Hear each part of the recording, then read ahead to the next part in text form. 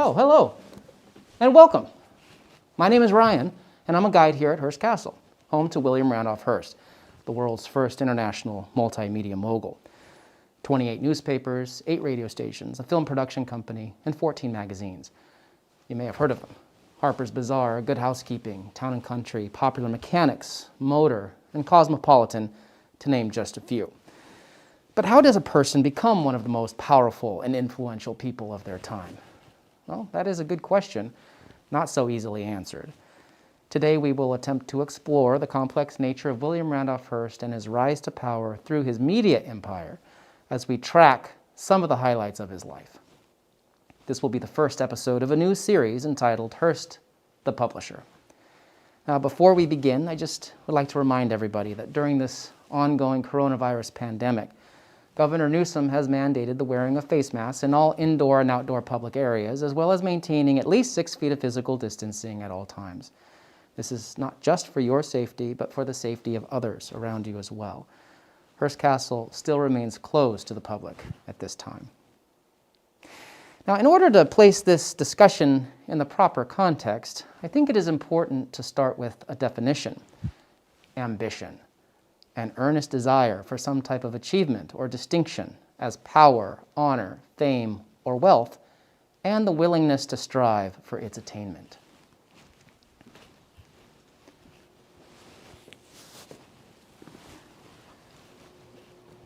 William Randolph Hearst attended Harvard, and his first foray into the world of journalism was getting elected as business manager of the Harvard Lampoon.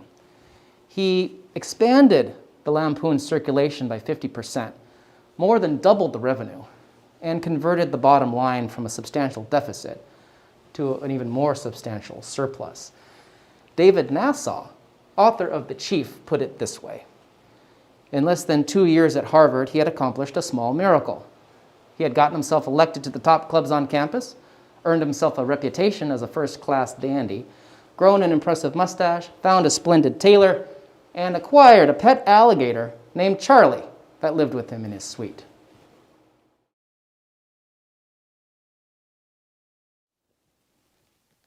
Though he had reached the pinnacle of Harvard society, he was still looked at as an outsider who had bought his way into his position. In other words, not entitled to his status by birth, and he was little esteemed in the eyes of the college. He would ultimately choose to reject Boston society, instead spending much of his time at musical comedy theaters, after-hours clubs, and restaurants in the Boston and New York area. This is a practice that he would retain throughout his life. In short, William Randolph Hearst was not a good student. After all, college had been his mother Phoebe's idea, not his, and his father George wasn't thrilled about it either. Now, he would ultimately be suspended from Harvard in his junior year due to his low grades and extracurricular activities.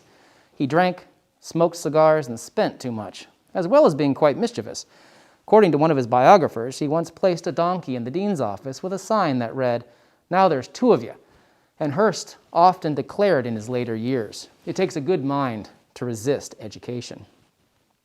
Meanwhile, his father, George Hearst, after making his fortune in the mining industry, was now turning his attention to politics with his remaining years of life. He had interest in becoming governor or senator for the state of California.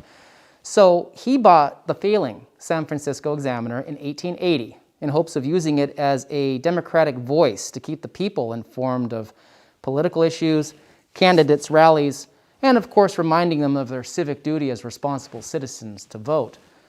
Problem is, George Hearst didn't know how to run a newspaper, and the Examiner had been losing too much money for too long, making it a financial liability.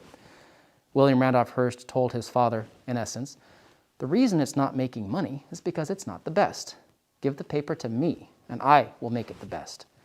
In 1887, at the age of 24, freshly suspended from Harvard and with no clear future path, William Randolph Hearst would take over his father's newspaper and indeed would turn it into a profitable and popular publication. At this time, I would like to introduce another definition: sensationalism, subject matter, language, or style, producing or designed to produce startling or thrilling impressions or to excite and please vulgar taste.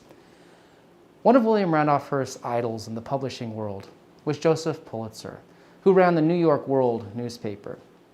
Hearst eventually challenged Pulitzer by buying the rival paper, New York Journal. Now, Pulitzer had already been printing sensationalism, but in an attempt to steal away Pulitzer's readership, Hearst began filling his newspapers with increasingly sensationalistic headlines of sex, murder, drugs, many of which had little basis in reality. Now, I don't mean to imply that it was false news all the time, but Hearst was a master embellisher. For example, taking something that's about 50% true, adding his own 50% of enhancements to it, something that has come to be known as yellow journalism or tabloid journalism, or early 20th century version of what we call clickbait. This bold marketing strategy was designed to sell newspapers and spark the interest of the curious public, many of whom were newly arrived working-class immigrant Americans. Pulitzer decided to increase his sensationalistic material as well in an attempt to stop his readers from being stolen away. But it would not just be the readers that Hearst would end up stealing. Much of Pulitzer's staff, including his most brilliant editor, Morrill Goddard, would wind up working for Hearst at a much higher wage increase. And in the last few years of the 19th century, Hearst and Pulitzer went to war. A circulation war, that is. And Hearst would eventually come up on top, beating Pulitzer at his own game. In the end, it said that Pulitzer was left with an empty office and one stenographer. Even the office cat had defected to Hearst, and at one point, 1 in 4 American families read a Hearst publication on the weekends. One of the most sensationalistic stories in his newspapers during that time period revolved around the sinking of the USS Maine on the Cuban harbor in 1898. William Randolph Hearst is often credited for starting the Spanish-American War, but the conditions in Cuba at that time were ideal for Hearst's most favorite sensationalistic plot lines. There was plenty of material about corruption, villainy, political intrigue, innocent victims with heroes coming to the aid. And while many historians would agree that even though he certainly fanned the flames of war through his newspapers, with over 100 years of hindsight at this point, a fair assessment is that even if William Randolph Hearst had never gone into publishing, the United States would still have declared war on Spain in April of 1898. So, did Hearst's influence have any real impact as far as credit or blame goes for starting that conflict? No. But he would certainly have you believe that it did, which is a testament to William Randolph Hearst's genius as a self-promoter. We'll leave it there for today, ladies and gentlemen. Thank you so much for joining us. We'll see you soon.